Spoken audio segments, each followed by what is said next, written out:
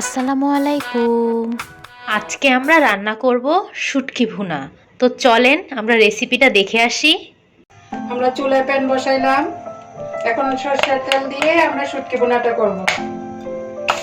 আমরা শুটকি বোনার জন্য প্রথমে কড়াইতে তেল দিলাম।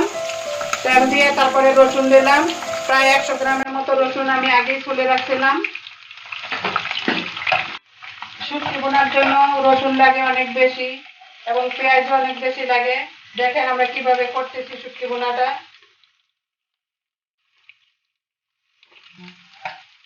রসুন আর পেঁয়াজ একসাথে আমাদের বাটতে হবে এবং লাল হওয়া পর্যন্ত অপেক্ষা করতে হবে। আর শুটকিটা নিতে হবে গাইস, এরকম শুটকিটা নিতে হবে একটু মোটা, যাতে মাংস থাকে শুটকির মধ্যে। ওরকম শুটকি নিলে আপনার খেতে স্বাদ লাগে, কাটা কম হয়। শুটকিটা আমি প্রায় 1 ইঞ্চি করে কেটে নিয়েছি, 1 ইঞ্চি পরিমাণ কেটে নিয়েছি। নিয়ে তারপরে এটা কড়াইতে তেলে পানিতে ভিজিয়ে রাখছি প্রায় আধা ঘন্টার মতো। পানি দিয়ে ভালো করে ওয়াশ করে এখন রান্নার জন্য প্রস্তুত করছি। আমাদের পেঁয়াজ রসুন সুন্দর লাল হয়ে আসছে। এখন আমরা বাটা মশলাগুলো দিব। শুটকির মধ্যে রসুন কাঁচামরিচ দিলেই এনাফ, অন্য কিছু ব্যবহার করতে হয় না। আমি 1 টেবিল স্পুন রসুন বাটা দিলাম। 1 টেবিল স্পুন হলুদ গুঁড়ো দিলাম।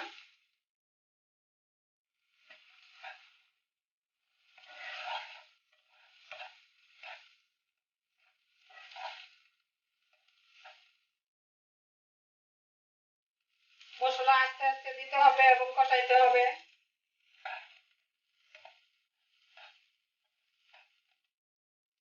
1 টেবিল স্পুন লবণ দিলাম। লবণ যার যার ইচ্ছা মতো স্বাদ মতো দিয়ে দিবেন।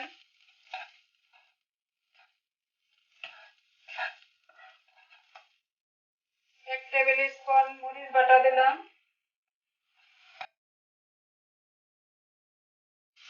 প্রায় শুটকির মধ্যে মরিচ একটু বেশি দিতে হয়, নাহলে শুটকির কালারটা সুন্দর আসে না। আর শুটকি একটু ঝাল ঝাল লাগলে খেতেও ভালো লাগে।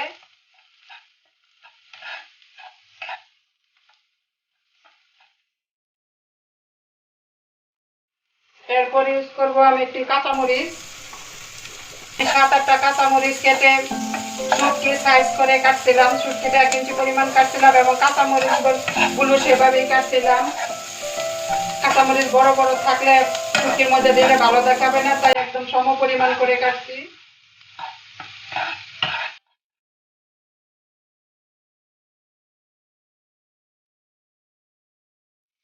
একটু পানি ইউজ করলাম, নাহলে শুটকিটা কষানো ভালো হবে না, পুড়ে যেতে পারে, এই জন্য একটু পানি দেওয়া হইলো।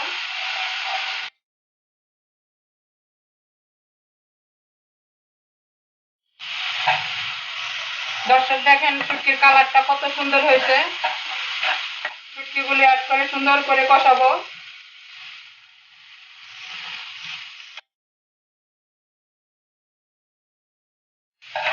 এখানে আমি প্রায় 100 গ্রামের মতো শুটকি নিয়েছিলাম।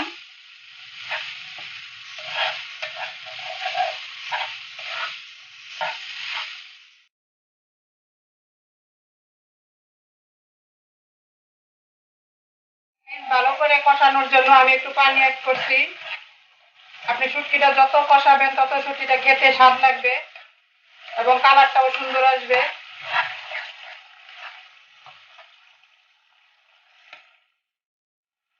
এই শুটকি আপনি রান্না করলে ইচ্ছা করলে ফ্রিজে রাখবেন, পরে আস্তে আস্তে একটু একটু করে খেতে পারবেন।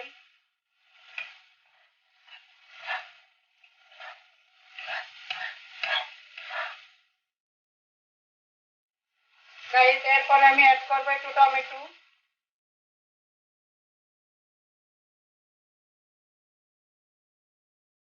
এখানে আমি 2টা টমেটো কেটে রাখছিলাম ফালা ফালা করে।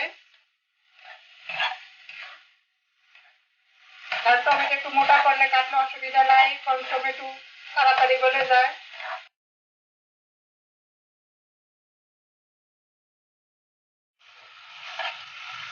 এভাবে আমাদের প্রায় 10 থেকে 15 মিনিটের মতো কষায় নিতে হবে। আমাদের শুটকি কষানো শেষ। এখন আমি পানি অ্যাড করব।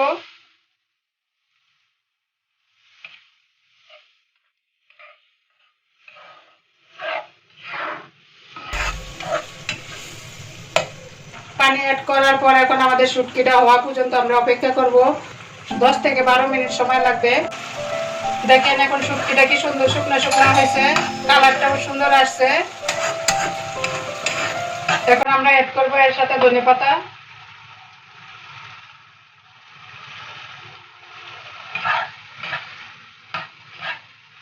চুলাটা অফ করে দিব, আমাদের শুটকি হয়ে গেছে।